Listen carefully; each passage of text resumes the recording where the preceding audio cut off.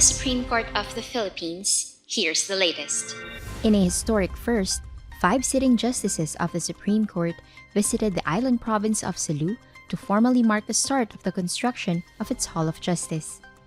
Chief Justice Alexander Gesmundo led the SC delegation. He was joined by Senior Associate Justice Marvic MBF Leonen and SC Associate Justices Josep Lopez, Jopar de Maampao, and Jose Midas Marquez. They were welcomed by Governor Abdusa Curtan II, Vice Governor Abdusa Curtan, Sulu 1st District Representative Samyar Tan, and Kusug Tausug Party List Representative Ayman Tan, who all hailed the justices for making the first ever trip of any sitting justice to Sulu. Presidential Advisor on Peace, Reconciliation, and Unity, Secretary Carlito Galvez Jr., accompanied the justices who flew from Zamboanga to Sulu via 2 Black Hawk helicopters. In his message, Chief Justice Gesmundo emphasized that the HOJ's construction is a statement of purpose to build not only a physical structure but a more just, more stable, and more hopeful future for the people of Sulu. The new HOJ will feature a glass structure with a neoclassical facade and will be located at the Sulu Provincial Capitol Grounds in Patikul, Sulu. The Judicial and Bar Council, or JBC, on Monday, September 1 and Tuesday, September 2, concluded the public interviews of applicants for the position of Ombudsman at the Supreme Court en banc Session Hall. On Monday, the candidates interviewed were former SC Associate Justice Mario Lopez, Sandiganbayan Associate Justice Michael Frederick Musi, Office of the President Deputy Executive Secretary for Legal Affairs Ana Liza G. Logan, and solo practitioner Attorney Melvin Matibag. The last batch interviewed on Tuesday consisted of Justice Secretary Jesus Crispin Remulla, Philippine Charity Sweepstakes Office Chairperson Felix Reyes, Municipal Trial Court Judge Jason Rodenas, and Acting President and Chief Executive Officer of Natural Resources Development Corporation Benjamin Tergano. The applicants seek to replace retired Ombudsman Samuel Martires, whose term expired on July 27, 2025. On Monday, Sandiganbayan Associate Justice Maria Teresa Dolores Gomez-Estoesta took her oath as the new court administrator before Chief Justice Alexander Gesmundo. She replaces the Honorable Raul Villanueva, who is now an SC Associate Justice. Prior to her appointment, she served as chairperson of the Anti-Graft Court's 7th Division.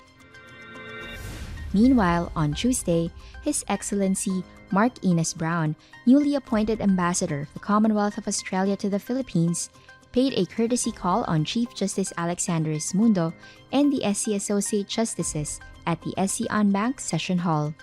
Present were Associate Justices Alfredo Benjamin Caguiwa, Amy Lazaro Javier, Rodil Zalameda, and Jose Midas Marquez.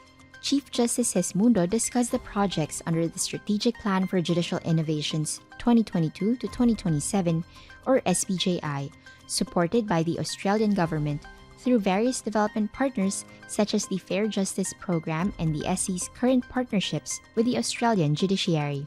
For his part, Ambassador Ines Brown lauded the court's reform programs to improve access to justice and affirmed Australia's partnership with the Philippines.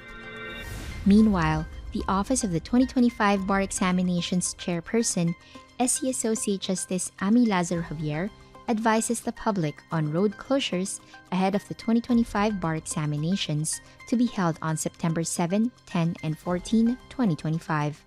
Some roads in the vicinity of the 14 local testing centers of the 2025 bar will be subject to intermittent closure and the implementation of traffic management guidelines on the said dates. Motorists and commuters are advised to take alternative routes where possible and to follow the instructions of traffic enforcers stationed in the areas. The office also issued guidelines for number coding exemption. Bar examinees are exempted from contactless apprehension but are required to register one vehicle for number coding exemption until September 8, 2025.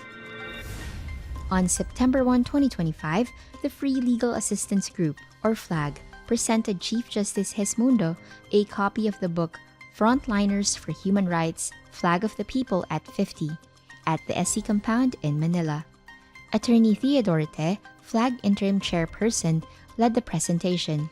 Also present were Senior Associate Justice Marvic Leonen and Associate Justices Amy Lazar Javier and Jose Midas Marquez. The book commemorates FLAG's 50 years of defending human rights in the Philippines. It will be launched this month in different universities around the country. Finally, the SC and the Philippine Women Judges Association, Inc. announced the opening for the nominations for the 2026 search for the HerStory Gender Award of Distinction awardees. The award celebrates inspirational stories of female judges who have triumphed over professional and personal challenges.